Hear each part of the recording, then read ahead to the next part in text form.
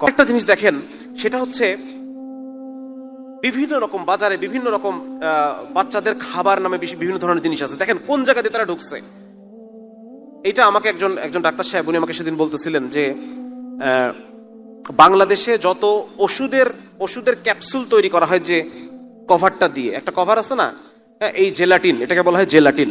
এটা তৈরি করা হয় পশুর চামড়া থেকে, পশুর চামড়া। এবং এই পশুর চামড়ার এটা ম্যাক্সিমাম পোর্শন সবচেয়ে বেশি এটা আসে শুকরের চামড়া থেকে।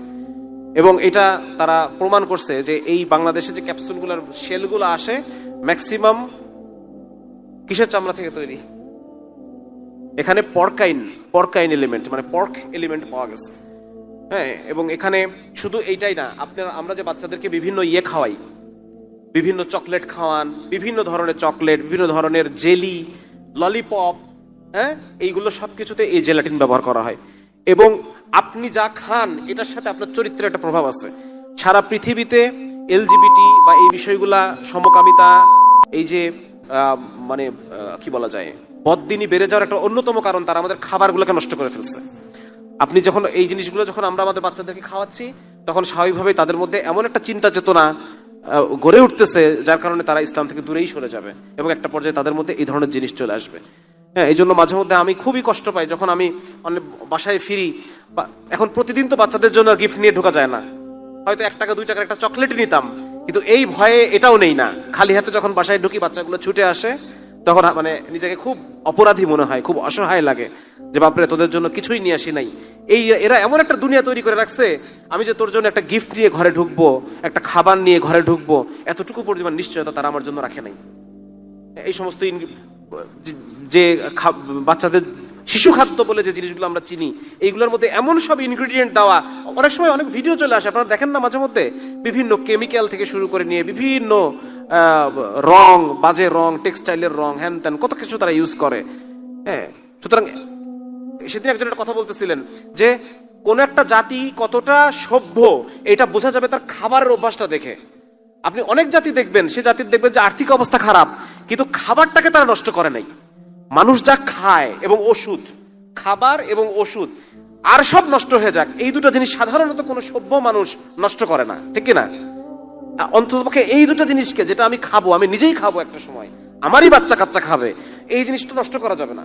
কিন্তু এই আমাদের বর্তমানে বিশেষ করে তৃতীয় বিশ্বের দেশগুলাতে, তৃতীয় বিশ্বের যে দেশগুলো আছে, এই দেশগুলাতে এই অবস্থা তারা করছে যে বাচ্চাদের খাবারটাকে পর্যন্ত তারা ঠিকঠাক রাখে নাই। আচ্ছা, তারপর হচ্ছে যদি বলি ঔষধের কথা, আজকে কি ভয়ঙ্কর একটা দুনিয়াতে আমরা আমাদের বাচ্চাদেরকে রেখে যাচ্ছি যে আমাদের মেডিকেল সায়েন্সের যে তথ্য অনুসারে যদি কোনো জীবাণুকে আপনি মারতে চান, তাহলে পরে তাকে মানে যথেষ্ট ডোজে ওষুধ পেলে পরে সে মরবে। এর চাইতে কম যদি পায় তাহলে কি হবে? কম পাইলে পরে রেজিস্ট্যান্স তৈরি করবে, সে তার প্রতিরোধ ব্যবস্থা তৈরি করবে, সে মরবে না। ওই যে একটা কথা আছে একজন মনীষীর, যে what doesn't kill you makes you stronger. যেটা তোমাকে মানে মেরে ফেলে না, ওইটার দ্বারা তুমি আরো শক্তিশালী হও। ঠিক আছে না? ধরেন আমি জীবনে এমন একটা শোক, এমন একটা কষ্ট পাইলাম যে আমি আত্মহত্যা করলাম না, তাহলে ওইটা আমাকে কি করবে? আরো শক্তিশালী, মানসিকভাবে শক্তিশালী করে তুলবে না? তো একই রকম ভাবে জীবাণুর ক্ষেত্রেও তাই, যে জীবাণুর ক্ষেত্রে যখন কম ডোজ যখন সে পায়, তখন জীবাণুটা তো মরেই না, উল্টা শক্তিশালী হয়। এবং বর্তমানে আপনারা দেখবেন যে আমরা বিভিন্ন সময় বিভিন্ন ডাক্তারের পোস্ট আপনারা পাবেন যে সমস্ত অ্যান্টিবায়োটিক, তার শরীরে আর কোনো অ্যান্টিবায়োটিক ওষুধ কাজ করতেছে না। আমার খুব নিকট আত্মীয় একটা বাচ্চার এই অবস্থা হয়েছিল যে একটা ওষুধই বাকি ছিল যে ওষুধটা তার কাজ করতো। আলটিমেটলি আল্লাহ তাআলা ওইটা দিয়ে তাকে শেফা দান করছেন। কিন্তু এরকম অবস্থা আরো ভয়াবহ আকার ধারণ করতেছে ধীরে ধীরে। এবং আমরা ডাক্তাররা নিজেদের মধ্যে এটা নিয়ে অনেক আলোচনা করতেছি, অনেক কথাবার্তা এটা নিয়ে হচ্ছে। তবে এর মধ্যে একটা অন্যতম কারণ হলো, আমি মনে করি সেদিন আমার প্রায় বিভিন্ন পর্যায়ের মানুষের সাথে আমার কথাবার্তা হয়, একজন বলতেছিলেন, একজন ওষুধ কোম্পানির প্রতিনিধি বলতেছিলেন যে বর্তমানে বাংলাদেশ বিভিন্ন ব্রাজিল, আর্জেন্টিনা এই সমস্ত দেশে ওষুধ রপ্তানি করে। তো যে সমস্ত বড় বড় কোম্পানি, আমি কোনো কোম্পানির নাম বলবো না, যেগুলোকে আমরা বড় কোম্পানি হিসেবে চিনি এবং ওষুধ রপ্তানি করার মতো যোগ্যতা যাদের আছে, তারা 2টা ভার্সন বানায়। একটা ভার্সন ধরেন নাপা, এটা 2টা ভার্সন, একটা ভার্সন আসবে লোকাল মার্কেটে, একটা ভার্সন যাবে বিদেশে।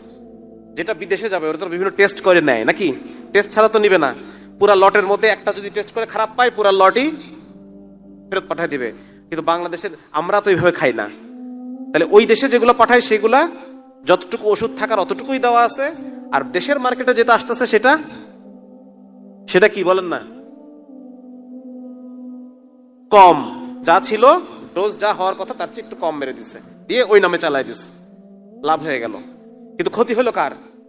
ক্ষতি হবে কার? যে রুগী, তার শরীরের যে জীবাণু, সে জীবাণুটা শক্তিশালী হয়ে গেল। হ্যাঁ, তাহলে এইরকম একটা দুনিয়ায় আমরা রেখে যাচ্ছি, এক অবিশ্বাসের দুনিয়া, হ্যাঁ, এক অনিশ্চয়তার দুনিয়া। কিরকম দুনিয়ায়, মানে আপনি নিশ্চিত দিয়ে বলতে পারবেন না যে আপনার এই সন্তানটা তার বাকি জীবনটা সুস্থভাবে জীবনটা কাটাবে, এটা আপনি মানে এরকম দুনিয়ায় আপনাকে রেখে যাচ্ছেন না।